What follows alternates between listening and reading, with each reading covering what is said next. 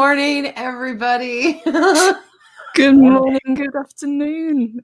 And Good morning, Dave Bob. Thank you for joining us again. Thank you. After that opening with so much toxic estrogen, I don't know what's going to go on.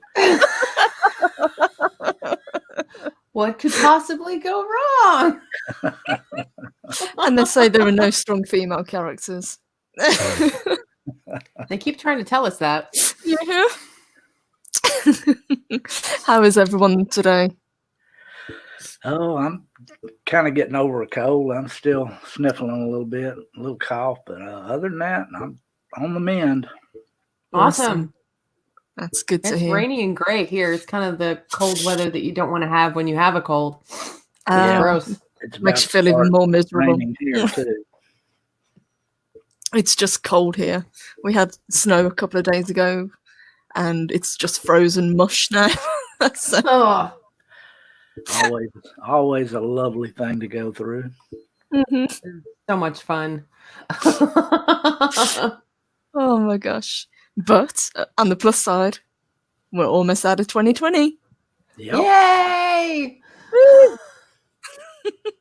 I'll be so glad when this year is over. Of course, 2021 it's gonna kind of start off with a bit of a whimper, I think, with all the COVID-19 and the lockdowns and everything else. Which I'm now back in. Hey! For you guys, yeah. It's like... So didn't we just get out of... Okay, all right. Fine. Fine, whatever. All right. Should we say good morning to our chat? Absolutely. Okay, so good morning, Kronos, who is quasi first, but not first. I think Chris was actually first. Technically, Chris was first. He was. And Chris Persia, good morning. Colin P. Smith, how are you? Derek McManus. Yeah, if you have to miss it because of spoilers, that's totally fine. Mm-hmm. That's totally fine. Not a problem. You can come back and catch up. That's easily done. Let's see. Who else is hanging out with us, hon? We've got the awesome Rambling Canuck. Good morning. Let me scroll down. Sentient Dildo, welcome. And I had no idea that you were in Croatia. I'm so glad you're okay, sweetheart. Yeah, I'm glad you're safe. Holy cow. Oh my gosh. Darfhaster, our wrench, welcome, love. Let me scroll down, make sure we haven't missed anybody.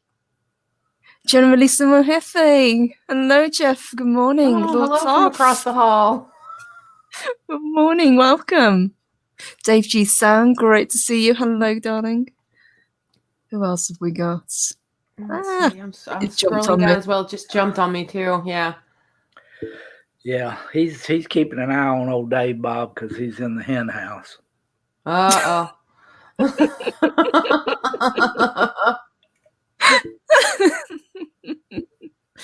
Yeah, the whole chat just went boing. We've got the lovely Lady Mist. Welcome, sweetheart. Louise Sparrow. Good afternoon. Speak for the Dead. Hello, Brian. Hey, Brian. I hope you got to see the episode already. I don't want to spoil it for you. He hasn't yet, unfortunately. Okay. That's okay. Have a great show. Catch the replay. All right, boss. I got to catch up on yours too, because I know you did a couple of the rewinds as well. So I got to catch those. We've got to have you on again, speaker. Absolutely. And what I might do, if that's okay with Sammy, link Brian's review as well. Yes, that would be great. We could put that in the comments below. Awesome. And can I just say how much I love this bubble? I love the way that the comments. I know we've got a new bubble. This is my new favorite thing. I know, right? I'm easily pleased. What can I say? These simple things that make us happy sometimes. Good morning, Dee Dee. Great to see you. I think we've got everybody, love. I think we got everybody? Okay. We did. Awesome. Awesome. So, episode 5. What did you guys think? Go ahead, Dave Bob. I thought it was a great episode. It started out, kind of slowly, but we got to see Drummer for the first time in a while. Yes. And that kind of brightened me up. But then we switched to the prison, and a lot of stuff went on there. Oh my God. And then meanwhile, back on Tycho, there was a whole bunch going on too. Yeah, we had a lot happening in this episode. Yeah. There was a lot going on, and even though the episode was 50 minutes long, I think even we said it clipped along at a really good pace, so none of it dragged. No. Even though they had a lot of kind of exposition to put in, to kind of, like as Dave Bob said, to push the plot forward. Yeah, and catching it's really, they did it right. They're doing it right and releasing the Expanse weekly, because now I'm sitting here going, what the hell? You leave me with that? What the hell? Oh my God, I want to see the next episode. When that thing went off, that was, you were sitting there saying, oh crap, now I got to wait a week. Yeah. Even I enjoyed that cliffhanger. I was like, oh, damn it. I'm going to go wait for the next episode. Yeah, I have to wait for next Tuesday night when it drops, because it dropped early. At least it did for me, Dave Bob. I don't know about for you. I watched it last night. I thought so. Yeah. I watched it this morning, but I think it dropped about midnight our time. Okay. So it must have dropped quite early for you guys. I think it dropped sometime yesterday, like early evening. Mm-hmm. Yeah, I think it was right after Loki. Right after Loki's stream. I saw it, but I did too. I saw it last night. Yeah. And yes, Kronos, the days when you have to wait. But we like it better this way. This works so much better as a format than just dumping it on people and then people forget. And we got to see Peaches. We got Peaches. Peaches. Clarissa Mao. I love that he calls her that. Yeah, I love that Amos calls her that. That's Tiny. It's a really, really Tiny. I love Tiny. He was the comic relief. He's like, oh, hey, what's going on? How's it going? I love that he just wasn't taking it seriously at all. So it's like, they get him out to break this door down, and he's just like, maybe I'll do it. Maybe I won't. What the hell else are you gonna do? Yeah, I think that was actually my favorite scene in the episode where they're trying to escape out of the prison, especially when they're climbing up that lift shaft. Oh yeah. Oh, that was shooting holes so he can stick his fingers in there and just rip out them panels. Yeah, those heavy iron panels. It was just like, oh my God, that dude's jacked. That was so cool. And I really like the makeup as well. I'm sorry? I was just saying I really like the makeup that they did on him as well. The way the veins were popping on him, it looked believable. And the spine enhancement he had coming up to the back of his neck. Uh-huh. Stop calling me tiny. Yeah.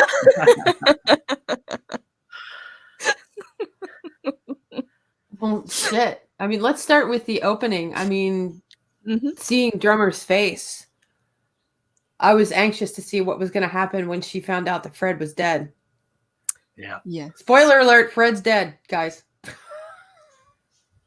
Kind of knew that at the end of last week, I think. Yeah. Yeah, that was shit. I was devastated that Fred was gone. Yeah. I was like, oh, God damn it. But the look on her face when she sees it is just like complete devastation, but without too many tells. Mm-hmm. Yeah. You could tell that hit her deep. Yeah. And she was trying not to, fall apart in front of people.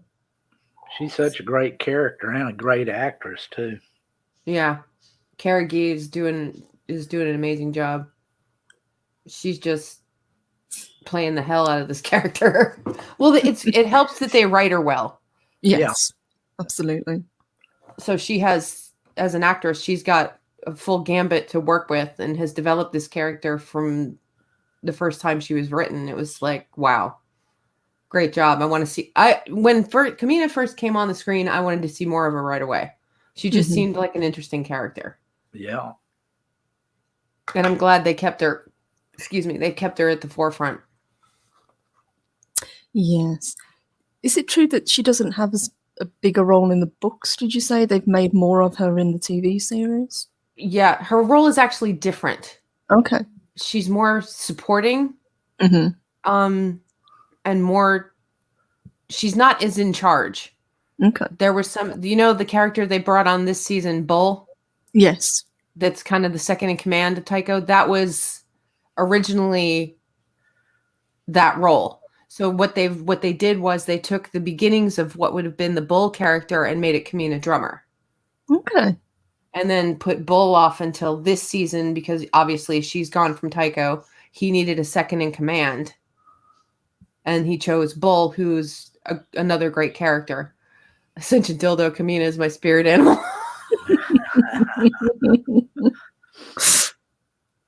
I think she's everybody's spirit animal. I mean, I have yet to come across a fan who doesn't like her.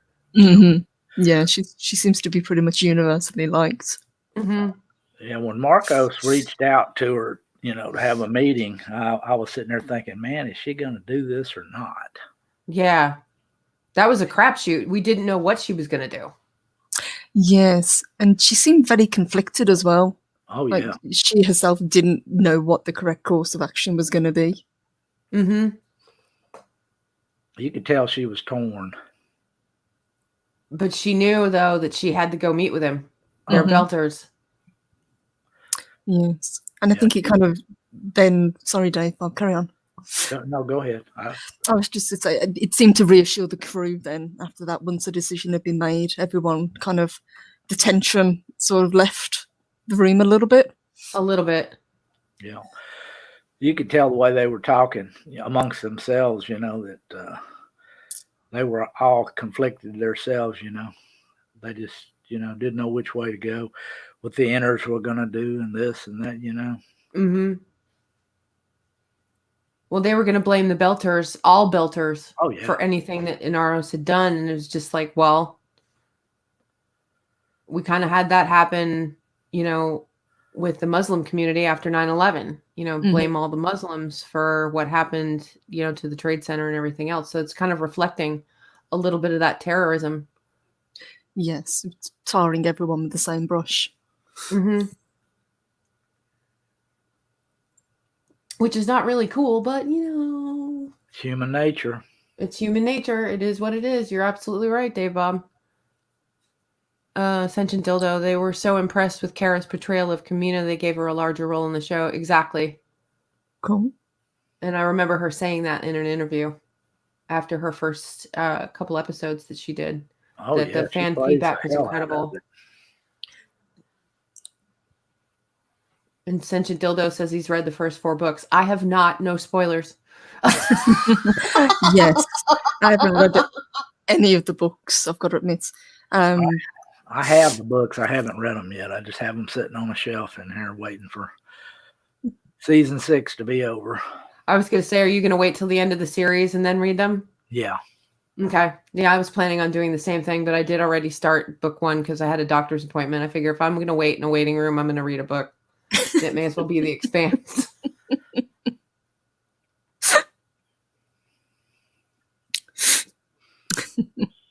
But yeah, I couldn't. Go ahead, honey. No, you carry on, sweetheart. I couldn't believe at first. I kind of understand it now, having seen the episode like 3 times. But I couldn't believe that Kamina actually went through with the meeting, is going to go through with this meeting. But I have a feeling she's going to be guarded when it comes to Inaros. I mean, she feels guilty enough because she didn't have him spaced. Yeah. I had him in an airlock. And her second in command said, "That's hindsight. Can't let it rule you." Yeah. And that was perfectly phrased too. I'm like, whoever these belters are that are running with Kamina, I absolutely love them. Yes. They seem like a really great family. They do. They clearly support her. So it's easy to say don't live in hindsight, but not so easy to do. Yeah. Mm-hmm. No, so it's clearly not. Tearing her up inside. Mm-hmm. Then we shift back to Earth, and I was dying to find out what they were going to do with this. If they left Amos and Clarissa for another week, I was going to be like, I can't even. Yeah. Where the hell is Ernest? The very first scene, is him waking up and Peaches. Peaches, that's so sweet. I adore that. Yeah. I mean, I would like to see what it was like in the transit, basically back home with her, what they did on the Rocinante together. Because they really seem to bond. And she really appreciates him and he appreciates her. It's a great relationship that they have. Mm-hmm. Yeah. And it brings out another side to him that we haven't really seen, which is kind of sweet. Mm-hmm. I love the way he said, she said, what was that? And he said, a meteor hit Africa. And she said, that must have been one hell of a meteor.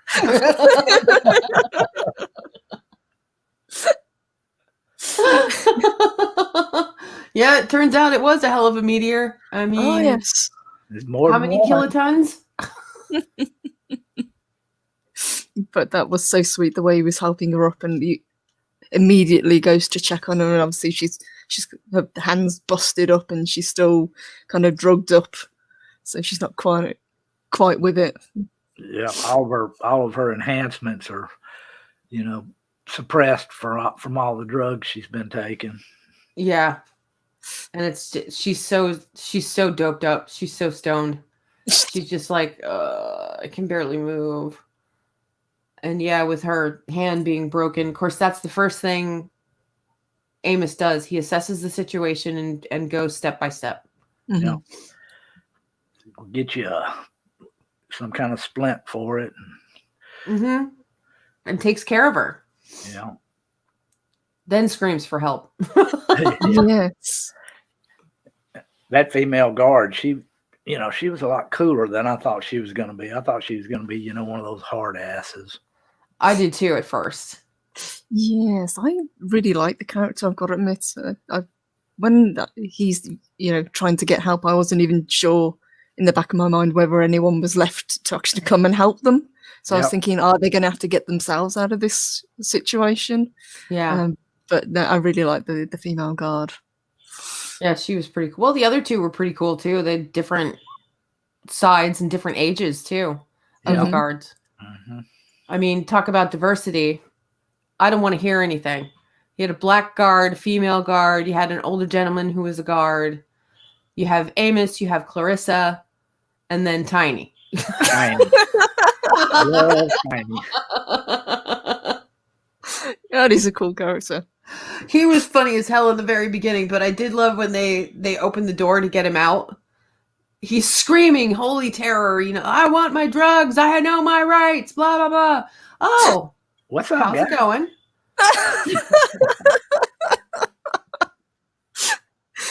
And he just gets cockier as the scenes go on because he realizes how much is actually needed for them to escape. Without him, they wasn't getting out. Yep. And there was no way that Amos was going to go anywhere without Clarissa, without Peaches. So, when he kind of turned their rules around on that guard and said, hey, you're responsible for my safety and I'm responsible for hers. So you're taking her with us. Yeah. Mm-hmm. That was pretty cool. In other words, she's with me. Yeah. Exactly. Yeah, he was not going to take no for an answer. And it's even really sweet. You kind of watch them as the other scenes are playing out, and as they're going up the ladder, he's got his arm around her so she doesn't fall. It's those kind of little things that they did that was really sweet. Yeah, the roles were kind of reversed without her having her super abilities. He was kind of taking care of her. Yeah. Which I thought was sweet. I mean, that's a side of Amos we haven't seen before, except for, he'd defend Naomi, but it was all about the brawn, not the brain and the heart. Yeah. So that was so sweet to see. Yeah, Sentient Dildo, I have people in high places and you know that. Yeah. Yeah. Yep. Yeah. Back on Tycho when the bull came in, and was busting that guard's chops because he was in there beating on the Belcher lady that shot Fred. I'm gonna tell you. Oh yeah, Sakai. Yeah, Sakai. she plays a hell of a role. I mean, she's perfect for it. I mean, I Oh, love yeah. her character. I mean, she is so. I mean, she's perfect for that role. Oh, perfect. Absolutely perfect. She is one tough lady. Yeah, and she plays the hell out of it too. Yeah, she did a great job. I mean, at first, I liked the character at first because she was, silly, kind of in your face, but she still is. She's just been, kind of hypnotized by Marco Inaros and his movement. She's kind of been led into a cult, and she's kind of trapped. Yeah, a little bit. I did like the lines that she said about them basically being treated like a favourite pet. That they're not actually being given the ability to choose for themselves. Right. They're being led into all of these choices and decisions. Based on Fred Johnson. And Fred's leading. Now, I want to see, hopefully in the future, and I don't know about the rest of you guys in the chat or even you, Dave Bob, if we get to see Anderson Dawes come back. That would be great. It could happen, I guess. I suppose so too, but I would like to see it. Yeah. I haven't read the book. I don't know. Yeah, that's where I'm at. I haven't read the book, so I have no idea if he's going to come back or if they can even get the actor. I mean, Jared Harris is everywhere right now. Yes. So, every time I turn on a new show, there he is. But no, that would be actually really cool to have that character back. Yeah, I loved when he said Fred was a friend to all Belchers, and she said he was a tourist. Oh, that was fucking so freaking intense. Oh my god. I was like, you just called Fred a tourist? Oh my god. But he was hiding there. I mean, basically, yeah. Out. I mean, what did they call him? The butcher? And hiding the protomolecule, yeah. Well, earlier someone had asked a question in the chat about the protomolecule and if it was meant to create the rings. That's not all it's for. We don't know exactly what is going on with the protomolecule because if you look back to Illis from season 4 or New Terra,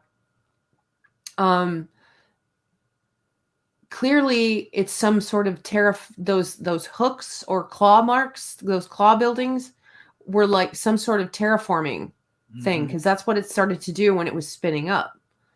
So, there's more to the protomolecule than we know. It's not just an evil thing that takes over humans and turns them into animals. Yes, yeah. There's clearly something more going on behind that. It's not something mindless. Yeah. But I do like that they're kind of teasing it a little bit, so you don't quite know what we're dealing with, and at the same time, not just the audience don't know, the characters themselves don't know. Yeah. It's something that, clearly that nobody understands. Right. Nobody. Well, I think Jules-Pierre Mao did. He was onto something. Clarissa even said that when she was initially going down the road, but I don't think you're dealing with really such an advanced race. I don't know if you could possibly catch all of the nuances of what they're all about. That's true.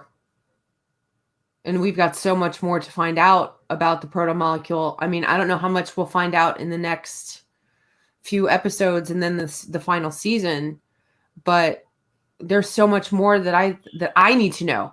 It's like, come on, tell us about the protomolecule. What is it? What is it? What is it? And who the hell killed these people? Who the hell killed the protomolecule? Who is this other race that is so angry now that they killed the protomolecule? Yeah.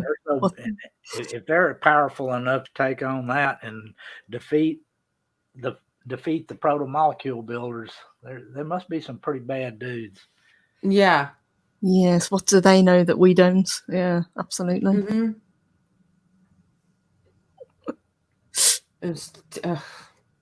I'm so excited. I'm like freaking out. It's like, come on!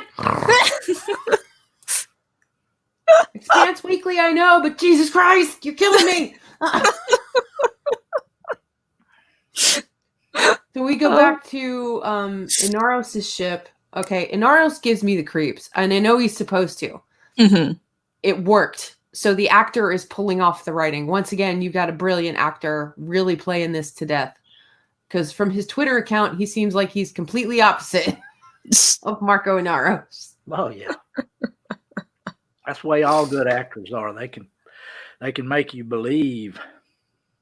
Yeah, and he's pulling it off.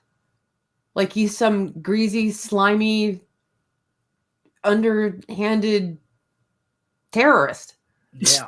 A genius terror. Genius. Yeah. Certified genius for sure.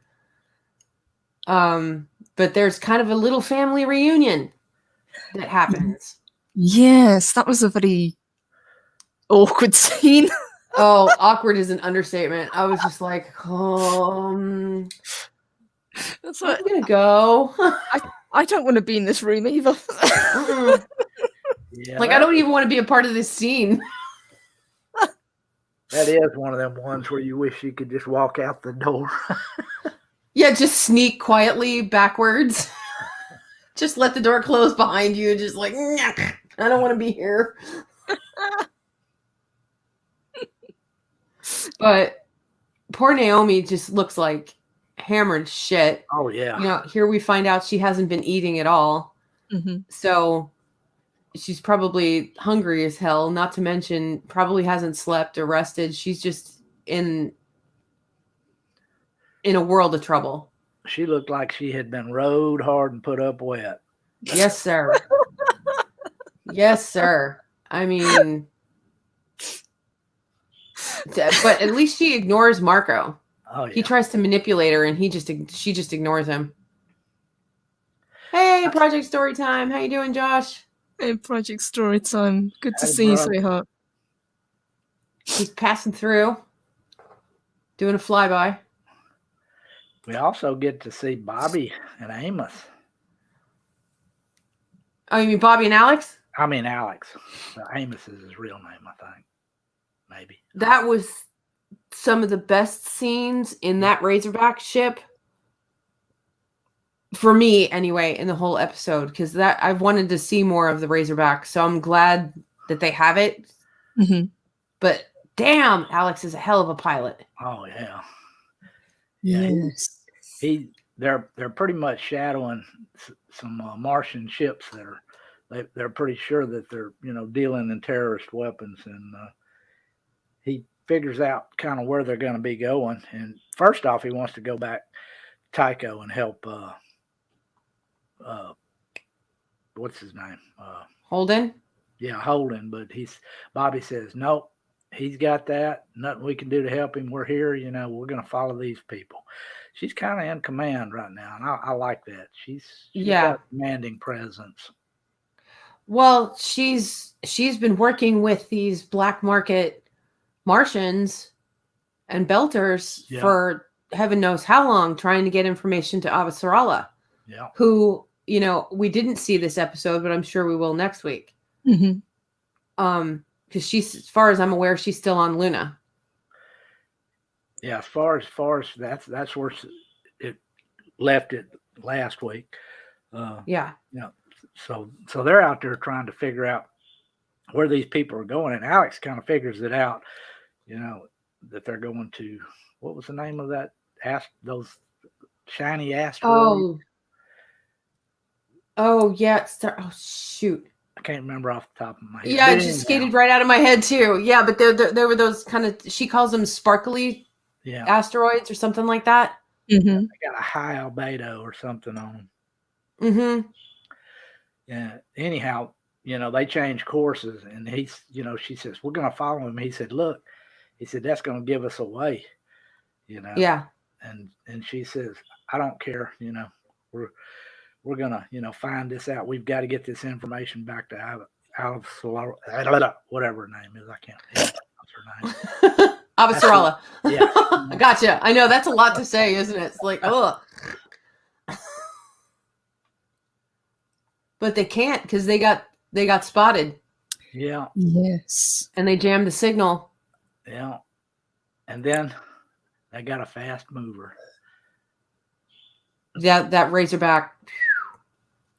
That was a really great scene. And I do love that they kind of show just how much stress it puts on the human body. Oh yeah.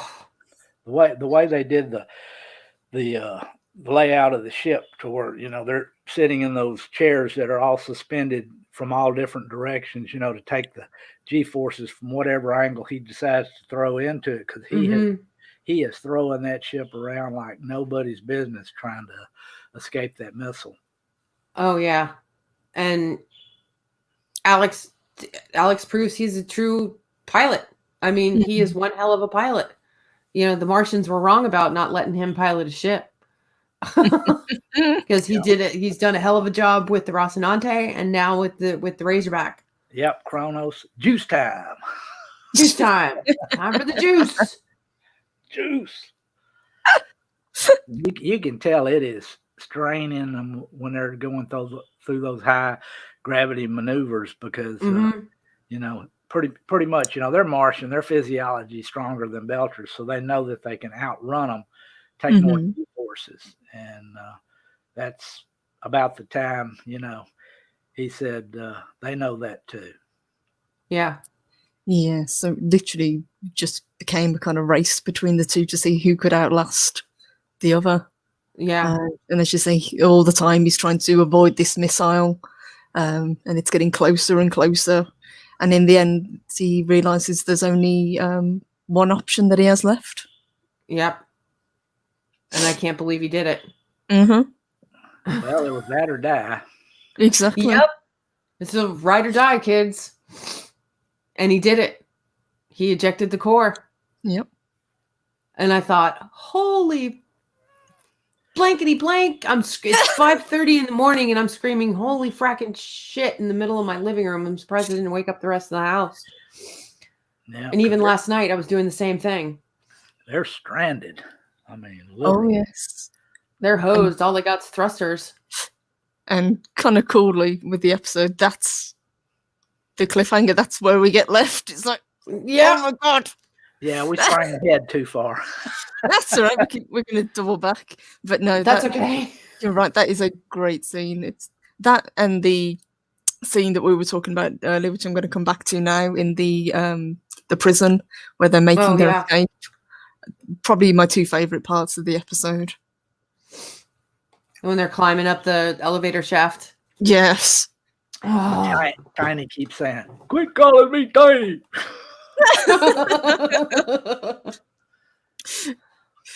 Well, the one guy falls. Who's it? Sully. Yeah. Yes, the older guy. He fell, and I'm like, oh, did he just knock him down? No, because he was complaining about his knee after he opened that door when the building had caved in. It's like, was he though? They never elaborate. You don't know. No. But again, we get an elevator shaft because we had it in season 3. An elevator shaft that crushed not Hidalgo, Harari in the Martian suit. So here we have another callback to the elevator shaft.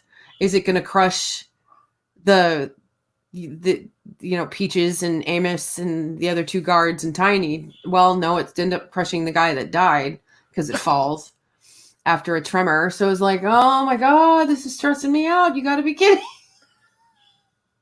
That was a really well done scene where they just kind of flatten themselves against the ladder and hope for the best. Yeah, whenever that elevator car went by them, I guess. Oh, that was so scary. Yeah. Make yourself small. Good advice. Thank you, Amos.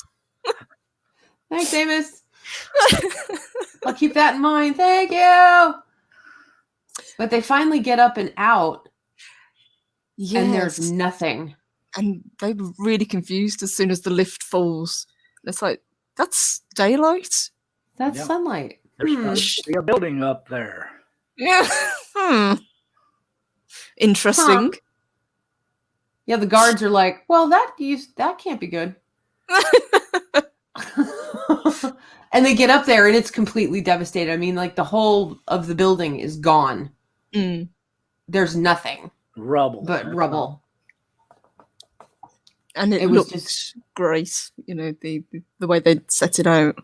Mm-hmm. Yeah. And of course, Tiny kills the other guard. Oh, he's just laughing his full head off.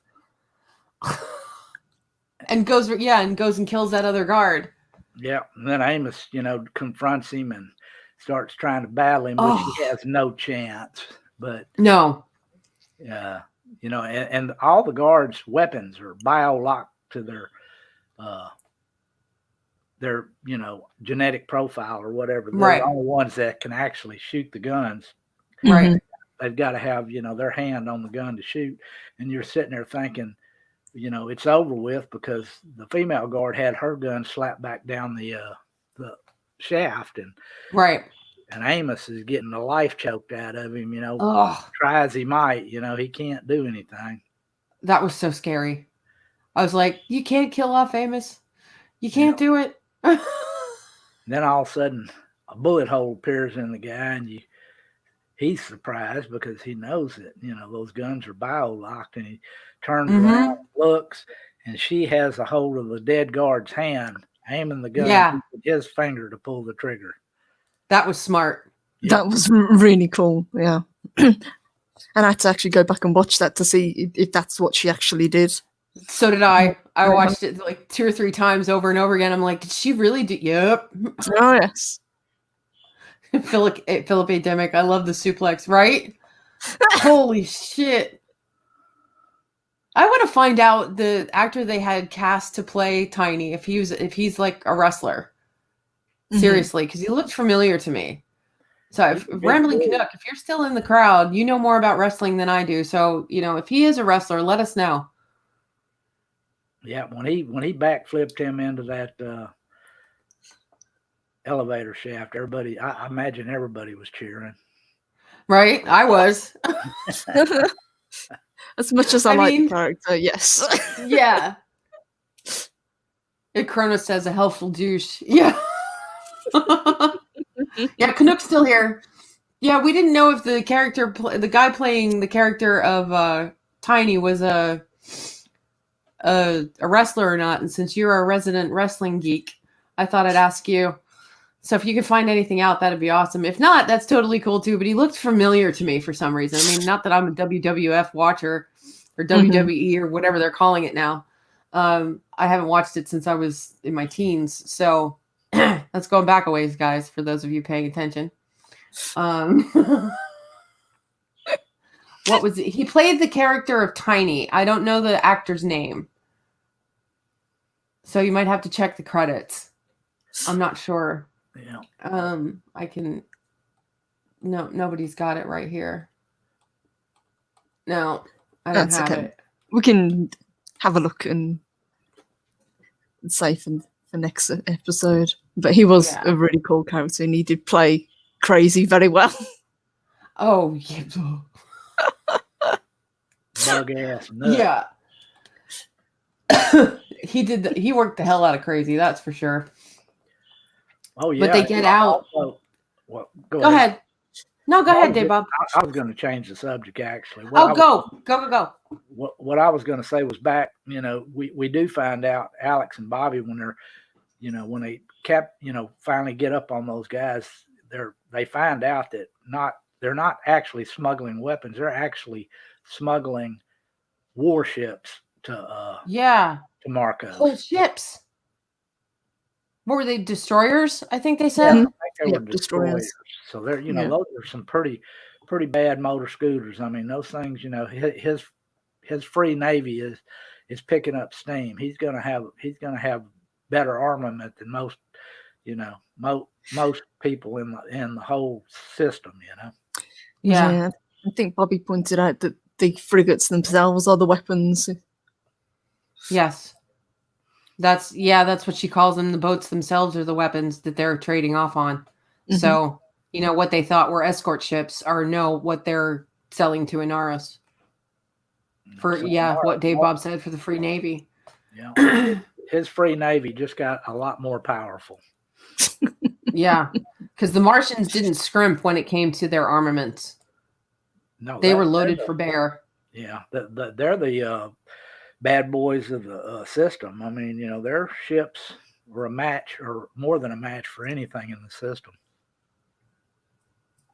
That's true. Rocinante. Yeah, the Rocinante. She's a powerful little girl. Yeah, I got to tell you, for as tiny as she is, she's kick-ass powerful. I mean, they just took, the Belters just took a church and bolted some guns onto it and named it the Behemoth. But now, the Behemoth is at the ring gates as Medina Station. So I even wondered at the very beginning, where the hell is Inaros getting all this armament? Because that ship he's got looks Martian. Mm-hmm. Yeah. It looked like and I think you even said that last week too, Dave Bob. Yeah, sure enough, warship. It was freaking nuts. I'm like, oh my God, this is going to get so intense. That was pretty interesting what was going on Marcus's ship during all this too. Naomi is, desperately trying to get off the ship, and they pretty much, won't give her access to any kind of communications or anything. So she's getting desperate. She goes into the mess and she pulls out a big old knife and sticks it up the arm of her sleeve. And yeah, I was so hoping she was going to knife that dude. I mean, I was so ready for her to knife Marcos, but me too. She came so close. Almost did. I mean, she was right up to him when her son, grabbed her by the arm. Get out of here! You have no business in here. Yeah, I actually jumped a little bit when Philip grabbed her. Yeah, I was like, oh, okay, Boomer. His name is Boomer Phillips, and he's a comedian. Holy shit, Colin! I'm gonna have to check on that. And thank you, Colin. Yeah. Chris says, Tommy Tiny isn't a pro wrestler, he's a comedian actor who actually studied to be a firefighter. Ah, cool.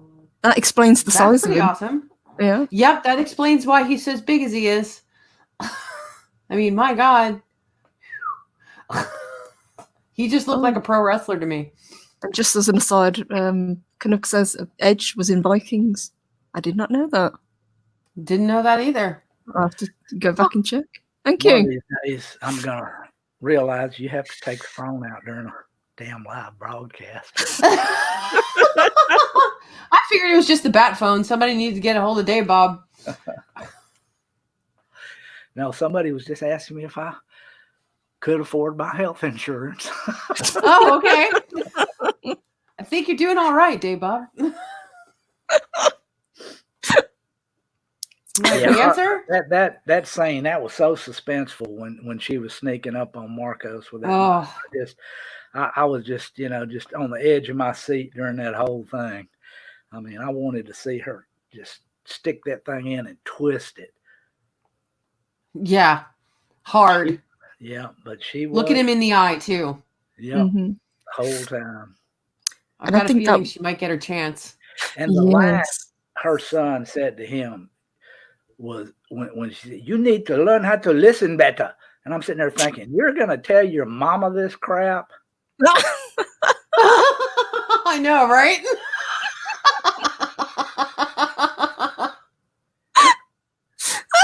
They're saying the same thing. Is that how you talk to your mama? Yeah. Oh. I was surprised she just didn't turn around and bitch slap him.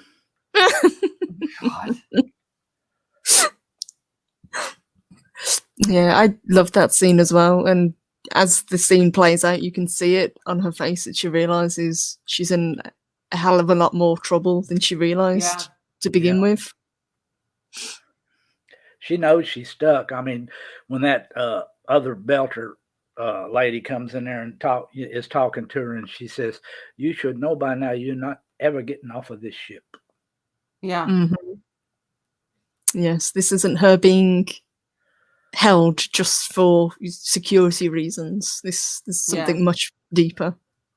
Yeah. Well, she's never ever gonna leave, and it's so effing frightening. Yeah. Mhm. And if she does leave, she'll leave in a body bag. Yeah, you can You tell know? that. You can tell that by the look on her face. That's when she decided she was going to go stick him. Yeah. Yep. I'm gonna And I shake think him. that's what kind of pushes her into the next desperate move that she does, trying to get the message out. Yeah. And we find out something on that too that, was kind of surprising. Yeah. I forgot the scene. Oh my God. It just went right out of my head. I got right up to the point where she looks at the wrench while Mhm. she's talking to that older belter. Yeah. And then my brain just went. Well, she pretty much clocked him out and got a hold of his comm pad or Yes, whatever. that's it. What she basically did, she got him. She didn't know for sure, but she got him to admit that he had sabotaged the Rocinante. And we knew it. Yeah. We knew they had sabotaged the Rocinante because of Sakai. Yeah. Mhm. There's no way in hell. So she had to get a message out to Holden, of course, which she successfully does.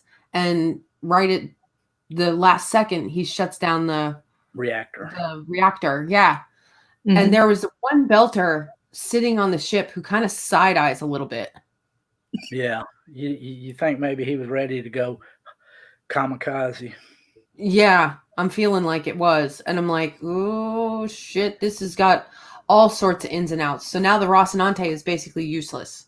Yeah. Yes. Well, that's pretty much what I gathered, whenever the, what's her name? The one that's in Sakai, when she says, "See you when you get back," she was not expecting him to come back. That's right. That's absolutely right. But I was so happy that she got a hold of, the character's name is Rico, by the way, the older belter. Yeah. She gets a hold of his comm and gets a hold of Holden. Oh my God. But only to be choked out by the same guy who really cares about her. It's just like, well, he's got a job to do and he's with Marco. Yes. So, he's casted a lot with Marco, so he's in for a penny, he's in for a pound. Oh yeah. And Been then with they him just since day one, They just throw her into a holding cell without letting her know, did the message get through or not? Yeah. Mm-hmm. She's screaming the whole time, trying to find out if the message got through. Well, she'll find out eventually, that's for sure. This was a very, very eventful and suspenseful episode. I mean, right up to the very end. And that ending is what really kind of hung you out. Oh, that was a killer. Oh, my God. I was like, you can't do this to me, Expanse Weekly. God damn it. Whenever you saw that Razor crash, or that Razor whatever ship tumbling off after the core dump and the explosion taking out the missile, it just went to black and then the credits, and I said, "Oh shit!"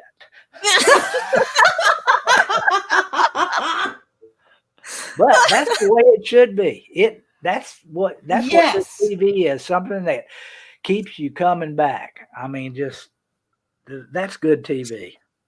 And it's not bullshit. I mean, they know their science. I mean, Colin even says so. Given how good the science with the show is, they must have been quite close to Tycho for the signal to get there just in time. Yeah. I mean, because that was not a tight beam. Yeah, you can tell that he's hiding out somewhere pretty close because he's keeping his eye on everything. He's right there in the midst of it. Oh yeah. Yeah, and he had to be somewhere close to Palace Station too, because it wasn't long before they had the ship dock with Inaros's. Yeah. Naomi's ship. So I'm like, where are you? Okay, fine. That with the science close enough to Tycho to get a signal out. Yeah, they're kind of hiding in plain sight, really, then, aren't they? They're clearly much closer than people realize. Yeah, there may be some Martian stealth tech involved in this. Oh, for sure. There has to be, if he took all that stealth tech and, hid the rocks to throw at Earth. So he's still got to have a hold of some of it. That's that's one of the things that makes sense about hiding in plain sight. Yeah.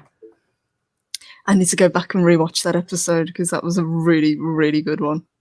Mm-hmm. Yeah, I've watched it twice. I need to watch it again. I know I missed some of the nuances. I caught some things, and some things I didn't. I'm sure. That's the good thing about this show. It's good for multiple watchings. Matter of fact, I encourage you to watch it multiple times because you will always pick something else up the second time through or the third time through or however many times you watch it.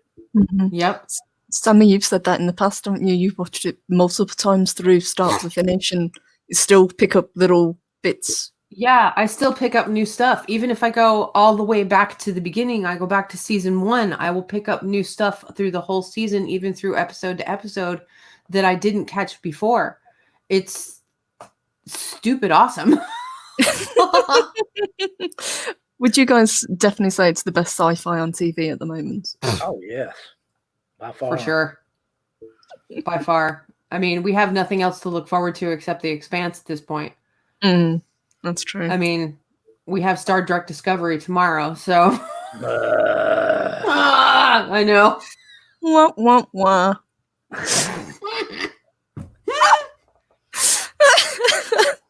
Pretty much, yeah. I love it. They weren't even nice enough to end the season in the same year. They've got to drag it over into the new year. Yeah. Yeah. They got to drag the stench with them just over the border.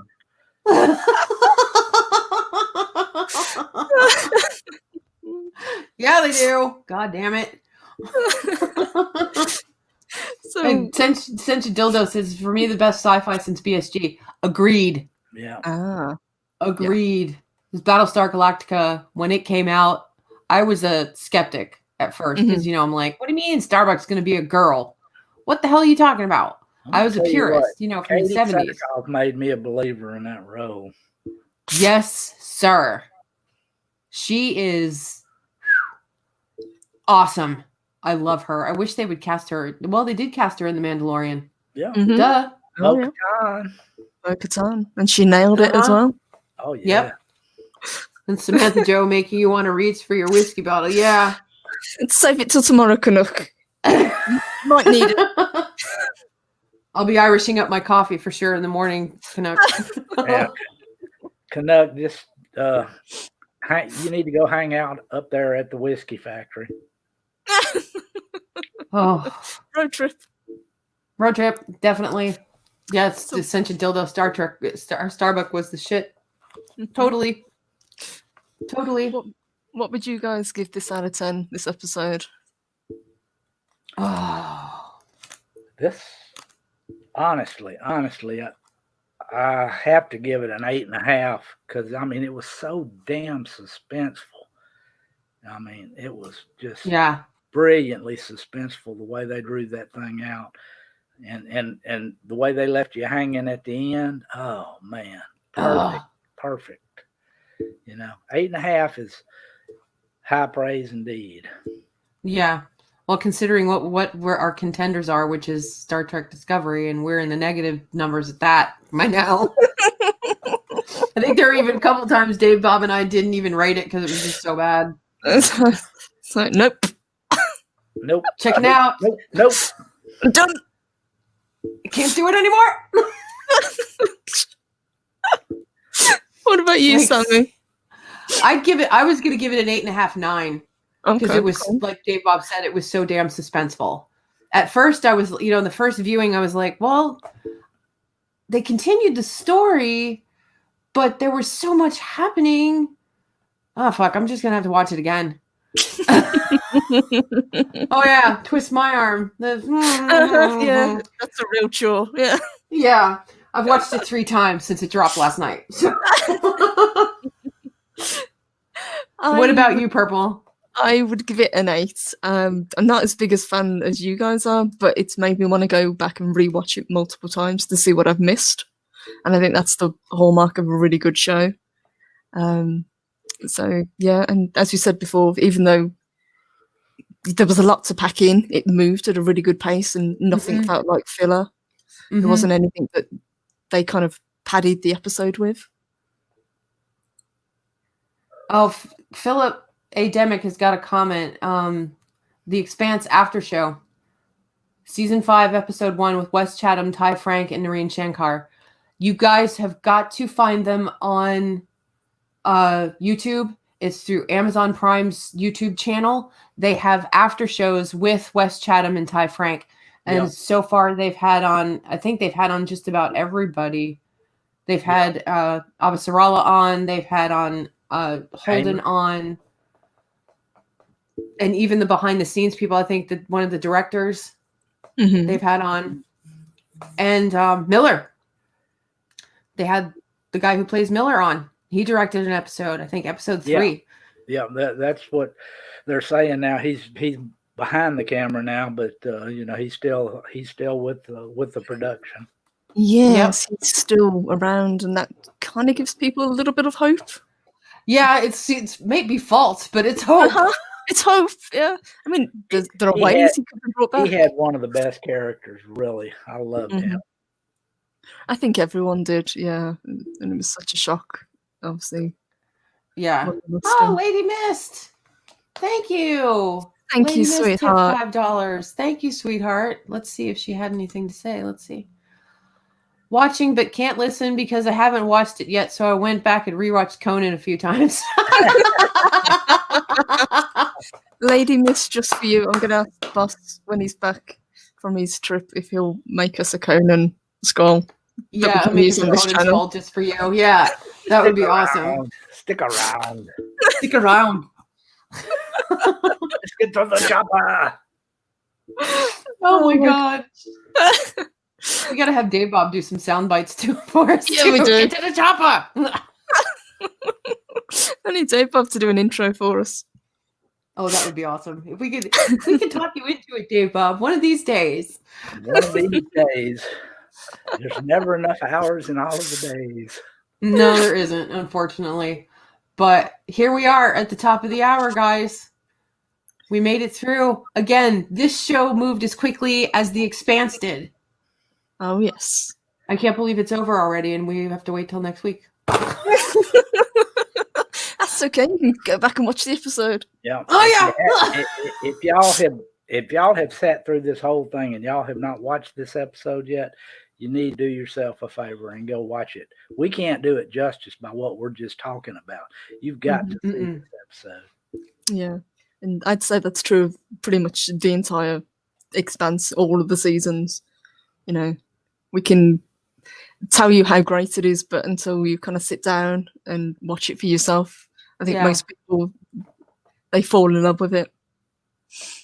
It's I'm not going to lie. The first season is a bit of a slog. Yeah, it is. It's hard to get through but I made it the first 4 episodes and I decided, okay, if I make it first 4 episodes and still don't like it, then okay. Nope. It grew on me. It grew on me immediately. I was like, wow, I can't not. I think I spazzed and watched the whole series in 2 days. Wow. Up to season 3. I was watching it from the beginning when it started. Yeah. And when it was weekly. And, I enjoyed every episode. I mean, I don't know. I'm just a sci-fi geek. I love science fiction. Always will. And you know your stuff, Dave Bob. But, yes, you do. Star Trek Discovery is not Star Trek. And it's not science either. No. In any way, shape, or form. No, it's not. Dave Bob, thank you for joining us. Well, thank y'all for having me. Sir. That was brilliant. It's always a pleasure to have you on. And thank you, Sammy. Yeah. You nailed it. Honey. Nailed it. Nailed that one. Dave Bob, if you're up for it, could we have you back again on Wednesday next week? Sure. Yes, excellent. Please. Awesome. Thank that you. That would be great. And the boss will be back then too, so we could really get some stuff rolling. Oh yeah, Yes. Loki will probably rant a little bit, so spice it up. He might. Of course, he may be so relaxed by the time he gets back from his vacation. You never know; he might just chill. Oh no, he's gonna be saying, "Oh, I gotta watch Star Trek Discovery tomorrow."